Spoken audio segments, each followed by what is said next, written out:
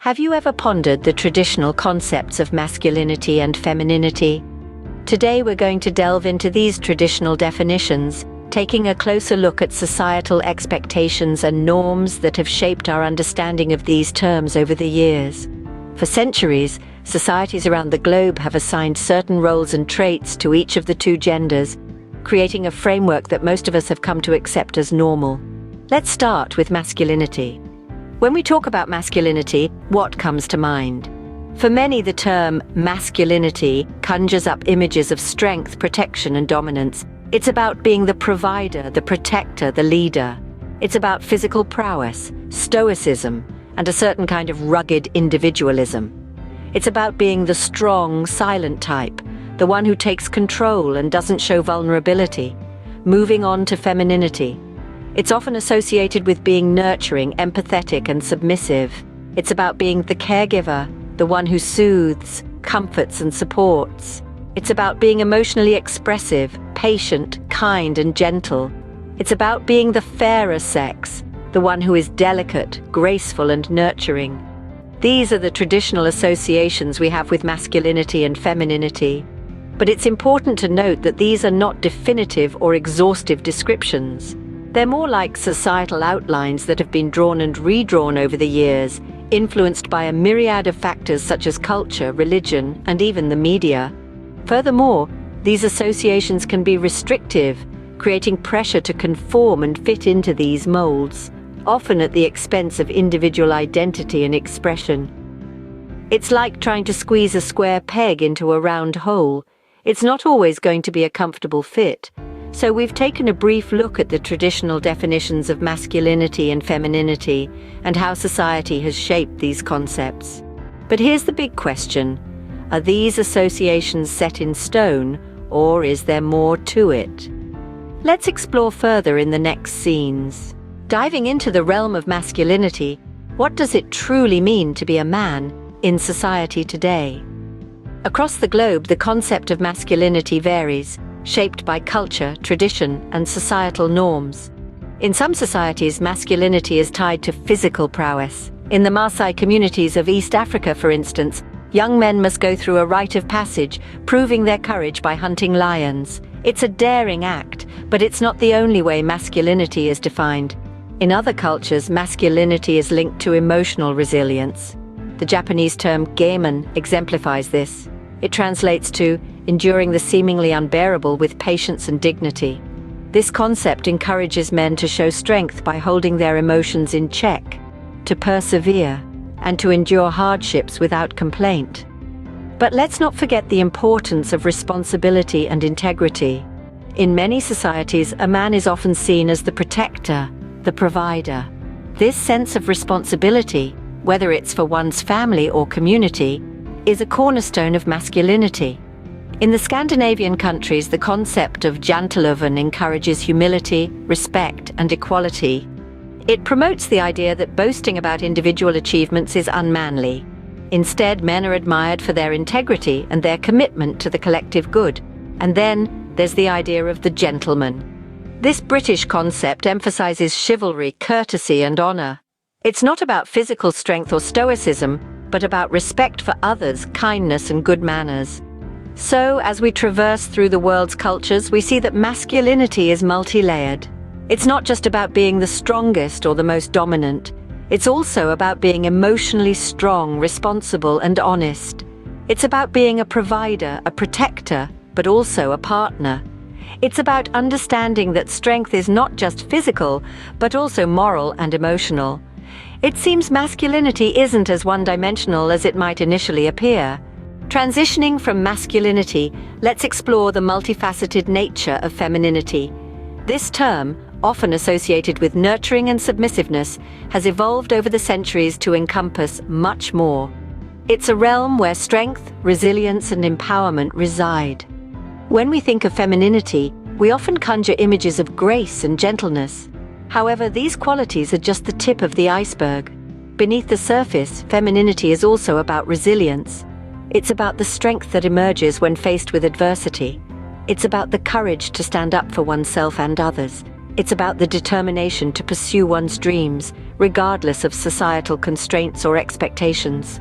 Femininity is not limited to the traditional roles of caregiver or homemaker.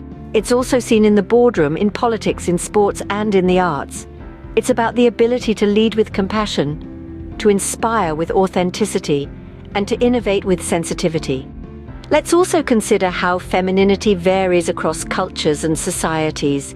In some cultures, femininity is equated with modesty and restraint, while in others, it's associated with boldness and assertiveness. In certain societies, femininity is celebrated through elaborate rituals and ceremonies, while in others, it's expressed through everyday activities and interactions. The perception of femininity has also changed over time. In the past, women were expected to be passive and obedient. Today, women are encouraged to be active and assertive. They're expected to balance multiple roles and responsibilities, and they're celebrated for their versatility and adaptability. Femininity is also about empowerment. It's about the freedom to define one's identity and destiny. It's about the right to express one's thoughts and feelings without fear of judgment or retribution. It's about the ability to make choices and decisions that reflect one's values and aspirations. So femininity, like masculinity, has many layers and dimensions, wouldn't you agree? Now that we've explored both masculinity and femininity, it's time to question the boundaries. Is there an overlap? Let's take a moment to reflect. We've delved into the realm of masculinity, examining its robustness, assertiveness, and the societal expectation of emotional restraint. We've also journeyed through the world of femininity, appreciating its nurturing, empathetic, and emotionally expressive nature. But are these traits strictly confined within their respective genders? The answer, quite simply, is no. You see, these traits we've discussed aren't exclusive to one gender or the other. They are human traits. We all have the capacity to be nurturing or assertive, emotionally expressive or restrained, regardless of whether we identify as male or female. For instance, consider a man who is a primary caregiver for his children, nurturing and empathetic in his role, or a woman in a leadership position, assertive and bold in her decisions. These examples defy traditional gender norms, showcasing that both men and women can exhibit traits traditionally associated with the opposite gender. This brings us to the concept of a spectrum of masculinity and femininity. The notion is that these traits don't exist as black and white categories, but rather intermingle and overlap on a spectrum.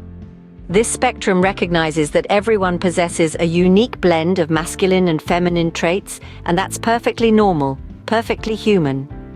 In the end, what is most important is not whether a trait is masculine or feminine, but rather whether it contributes to a person's well-being and their ability to lead a fulfilling life. So let's challenge our preconceived notions. Let's embrace the spectrum of human experiences and traits. Let's understand that masculinity and femininity are not opposing forces, but rather facets of the same diamond that is our shared humanity. Indeed, the lines between masculinity and femininity aren't as rigid as we've been led to believe. As we near the end of our discourse, let's encapsulate our findings. We embarked on this journey with the intention of unraveling the intricate threads of masculinity and femininity, two constructs that have, for too long, been painted in black and white. We started by defining the concepts, understanding that masculinity and femininity are more than just biological distinctions. They encompass a range of behaviors, characteristics, and roles traditionally associated with men and women respectively. However, as we delved deeper, we discovered that these concepts are not as rigid and defined as society often portrays them. Exploring masculinity, we found it to be a tapestry woven with threads of strength, courage, and assertiveness. Yet it's not devoid of sensitivity, compassion, and vulnerability, characteristics often associated with femininity. Unveiling femininity, we found it to be a symphony of nurturing empathy and grace, but also resilience, ambition, and determination, traits often linked with masculinity. As we ventured into the overlap, we saw that masculinity and femininity are not mutually exclusive entities. Rather, they exist on a spectrum, fluid and overlapping, changing over time and varying across cultures. We understood that these concepts are not boxes to confine us, but tools to understand ourselves better. They are not standards to measure up to, but dimensions to explore within ourselves. The importance of breaking away from rigid gender norms and embracing individuality came to the forefront. We realized that it's not about being masculine or feminine, but about being authentically oneself. It's about expressing and accepting all facets of our personality, whether they align with traditional notions of masculinity or femininity or not. In the end, it's about embracing who you are, beyond the traditional confines of masculinity or femininity. It's about acknowledging that we all have a unique blend of both, a blend that makes us who we are. So, let's celebrate that blend, that individuality, and let's continue to question, explore, and redefine what it means to be masculine and feminine.